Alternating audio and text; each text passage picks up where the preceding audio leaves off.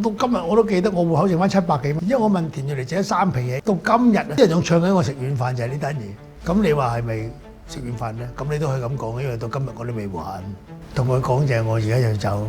佢話：咁你冇錢就學咩人走啊？我話：所以就係問你攞咯，就係即係叫你支持我杜汶澤嘅事業。我哋當投資啦。吳君如就打嚟啦，就係：喂，我係吳君如喎，咩事啊？佢冇，我嗰日睇我老友個曾華善嗰個2.com啊，你有份做亞視嗰啲婦女節目嚟嘅，我走咗咯喎。佢話：我知，我醒起你，因為李力持咧就要去拍少林足球。咁咪想攞假攞1個月，咁你可唔可以嚟頂1個月啊？咁樣我好啊，我冇嘢撈啊咁樣。嗱，我冇乜錢嘅啫，俾5皮嘢呢1個月有冇啊？我屌你！我走嗰陣16,800啫喎，咁吳君如話俾5皮1個月我喎。但係1個月啫。1個月啫，咁都好啊！我即刻去咗蘇麗買咗隻 Submariner 內置，我冇撚還錢俾田蕊妮啊！你都黐撚線㗎，即刻買隻撈先啦，冇撚講啦。咁之後就一路就做啦，直至到周海光放假去拍戲。